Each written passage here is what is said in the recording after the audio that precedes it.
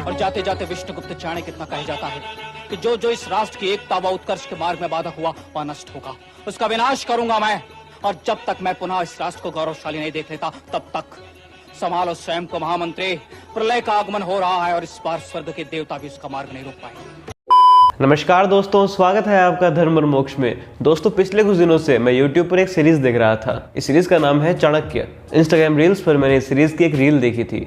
तब वो रील मुझे इतनी अच्छी लगी थी तो मैंने सोचा इस सीरीज को देखना ही पड़ेगा। ये सीरीज काफी अच्छी लग रही है। और दोस्तों, इस सीरीज को देखने के बाद मेरा एक्सपीरियंस है शानदार। और तब से मैं यही सोच रहा हूँ कि मैंने इस सीरीज को पहले क्यों नहीं देखा। दोस्तों, ये एक टीवी सीरियल था जो कि दूरदर्शन पर आया करता था 1991 से लेकर 1992 तक। और उस समय ये टीवी सीरियल बहुत हिट हुआ था। और दोस्तों, जब हम इस सीरीज के एक्टर्स की बात करते हैं तो जो लीड रोल में है प्रकाश द्विवेदी जी, उन्होंने क्या शानदार एक्टिंग की है। अगर हम कल्पना करें कि आचार्य चाणक्य कैसे दिखते होंगे तो हमें प्रकाश द्विवेदी जी जैसे ही नजर आते हैं। और इनके अलावा सीरीज में बहुत से बड़े बड़े कलाकार हैं, जैसे कि नीना गुप्ता, संजय मिश्रा, मनोज जोशी, नवनीत निशान और इरफान खान। और भी ऐसे एक्टर्स हैं जिनकी एक्टिंग का लोहा पूरी दुनिया मानती है। और दोस्तों, इस सीरीज की सबसे अच्छी बात यह है कि इसमें फालतू मसाला नहीं डाला हुआ। जो सच्चाई थी सिर्फ वही दिखाया गया है। ना तो फालतू का चंद्रगुप्त का कोई लव एंगल दिखाया गया है और ना ही सिकंदर को कोई हीरो दिखाया गया है। सिकंदर एक आक्रांता था और उसने कैसे यहाँ के लोगों की गर्दन काटी थी, कैसे यहाँ के ब्राह्मणों की गर्दन काटी थी। और ये बात उस समय की है जब ब्राह्मण अवध थे, यानी उनका वध नहीं किया जाता था। और जो हिंदू राजा घटिया थे उन्हें घटिया भी दिखाया गया था। और जब आप ये डायलॉग सुनेंगे तो आपको ये समझ आ जाएगा कि असली मायने में कोई सेक्युलर सीरीज आज तक आई है तो यही थी कि हमारी आस्था की विजय, हमारे विश्वास की विजय, हमारे शास्त्रों की विजय, दूसरों की आस्था, दूसरों के विश्वास और दूसरों के शास्त्रों की आलोचना अथवा उनके मतों के खंडन से नहीं होगी। इस सीरियल में किसी भी संस्कृति को ऊंचा या नीचा नहीं दिखाया गया। धर्म या संस्कृति के नाम पर इस सीरीज का जो एम था उसको नहीं भटकाया गया। इस सीरीज में ये दिखाया गया है कि शिक्षक कोई साधारण व्यक्ति नहीं होता। एक शिक्षक कैसे राजा को रंक बना देता है। एक साधारण भिक्षुक ब्राह्मण और इतना अहंकार। शिक्षक साधारण नहीं होता धनानंद, प्रलय व निर्माण दोनों उसकी गोद में खेलते हैं। आचार्य चाणक्य का हमेशा से मानना था कि भारत की जनपद नीति इस देश के लिए सबसे हानिकारक है। इसीलिए वो एक राष्ट्र निर्माण चाहते थे और पूरे भारतवर्ष को एक देखना चाहते थे। पाटलिपुत्र मेरी मातृभूमि नहीं है और नहीं है वह तक्षशिला, नहीं है वह मगध और नहीं है वह गांधार।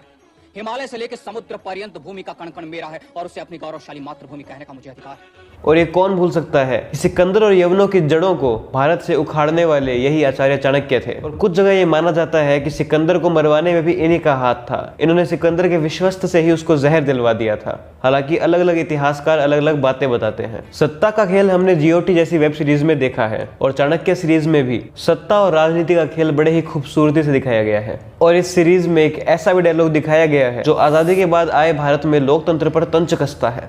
दुख है मुझे कि मुझे आपको और राज्य निष्ठा के अनुभव को स्मरण कराना पड़ रहा है कि नंदवंश मगध नहीं है और मगध नंदवंश नहीं। नंदवंश मगध नहीं है और मगध नंदवंश नहीं है। ये बात भारत के लोकतंत्र में काफी बार देखा गया है कि एक परिवार के लोगों ने पूरे भारत को चलाया है। और उस समय जब भी उन पर सवाल उठता था तो उनके विश्वस्त, उनके फैंस या फिर उनके फॉलोअर्स उन पर उठे सवाल को भारत पर उठे सवाल के समान लेते थे। यानी उनमें कमी निकालने का अर्थ ये होता था कि अब राष्ट्र में कमी निकाल रहे हैं। यानी एक समय ऐसी कंडीशन हो गई थी। और आज के समय भी ये देखा जाता है कि कोई व्यक्ति अगर किसी राजनेता में कमी निकालता है तो उस राजनेता के समर्थक भी ऐसे सामने आते हैं जैसे किसी व्यक्ति ने देश पर सवाल उठा दिया हो। ठीक है, फैन सबके होते हैं लेकिन हेल्दी क्रिटिसिज्म होना चाहिए। और हमें यह ध्यान रखना है कि कोई भी पॉलिटिकल पार्टी से पहले हमारे लिए देश ये राष्ट्र है। जैसे उस नंदवंश का पतन हुआ था उसी तरह पॉलिटिकल पार्टीज आई है और गई है, लेकिन हमारी पहली निष्ठा हमारे राष्ट्र के प्रति होनी चाहिए। सत्ता का खेल तो चलेगा, सरकारें आएंगी जाएंगी, पार्टियां बनेगी बिगड़ेंगी, मगर ये देश रहना चाहिए। दोस्तों, मैंने ये सीरीज YouTube पर देखी है, दूरदर्शन के YouTube चैनल पर। इसमें कुल 47 एपिसोड्स है, लेकिन देखते समय आप बिल्कुल भी बोर नहीं होंगे। और दोस्तों, सबसे सच्ची बात और सबसे इंपॉर्टेंट बात मुझे इस वेब सीरीज में लगी है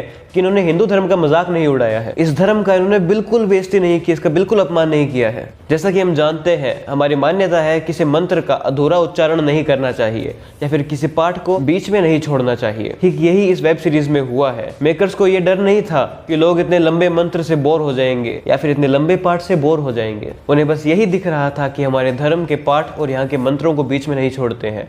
ये हमारी संस्कृति के खिलाफ है और इसी वजह से पूरी वेब सीरीज में मंत्रों को बीच में नहीं काटा गया है। दोस्तों, भारतवर्ष के आज तक के सबसे बुद्धिमान इस व्यक्ति की सीरीज हमें देखनी है और अगर आप उनमें से है जो रिव्यू देकर वेब सीरीज देखते हैं तो आप इसके IMDb चेक कर सकते हैं। 9.3 रेटिंग मिली है। दोस्तों, ये एक जर्नी है एक साधारण शिक्षक की जिसने एक चरावे को मगध का सम्राट बना दिया था। तो इस जर्नी को आप जरूर देखें। और इस सीरियल में, इस सीरीज में एक से बढ़कर एक शानदार डायलॉग्स हैं। ऐसे डायलॉग्स जो हमें हमारे देशभक्ति जगा देते हैं, ऐसे डायलॉग्स जिन्हें सुनकर हमारे रोंगटे खड़े हो जाते हैं, ऐसे डायलॉग्स जो हमें याद दिलाते हैं कि हमारी पहचान भारतीय है।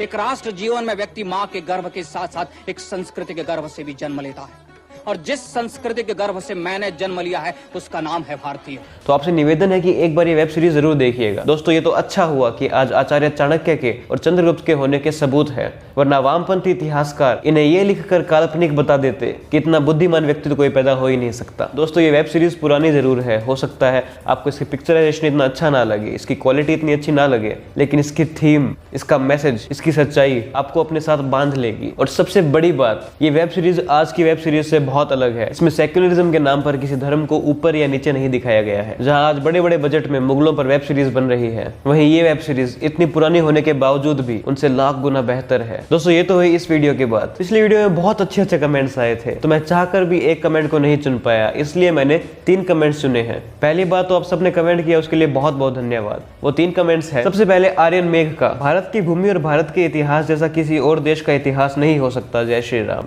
ये बात बहुत सच है। इस देश के चमकते इतिहास के आगे पूरी दुनिया फीकी नजर आती है। दूसरा कमेंट है मेघाली शर्मा का, जय हिंद ब्रो, आजकल बुक में सिर्फ मुगल या ब्रिटिश के बारे में 4-5 पेज होते हैं, लेकिन हमारे देश के ब्रेव वॉरियर्स के बारे में सिर्फ थोड़ा सा ही होता है, और महाभारत और रामायण को कोई भी सच नहीं बताते, सिर्फ मिथ या काल्पनिक ही बोलते हैं। Sad truths of India. ये बात एकदम सही है। हमारे हिस्ट्री बुक्स में ना तो हार्डी रानी का इतना जिक्र होता है, ना ही ऐसे और वीरांगनाओं का। अगला कमेंट है द अमन कौशिक शो का, I this was a much needed video for the people to know this act of bravery which got hidden in the books of history. भाई, you did a great job by bringing this story up. जय हिंद। Thank you so much Aman भाई। दोस्तों, आपके इस video के बारे में क्या विचार है कमेंट सेक्शन में जरूर बताइएगा। फिर से जो बेस्ट कमेंट होगा उसे मैं अगली वीडियो में पढ़कर उसे धन्यवाद कहूंगा। और प्लीज आप हमारे इंस्टाग्राम पेज को भी फॉलो कीजिए, जिसका लिंक आपको डिस्क्रिप्शन में मिलेगा। दोस्तों, आज के लिए बस इतना ही। अगर आपको वीडियो पसंद आई तो इसे लाइक करना ना भूलें और ज्यादा से ज्यादा शेयर करें, और हमारे चैनल धर्म और मोक्ष को सब्सक्राइब करके बेल आइकन दबाना ना भूलें। धन्यवाद।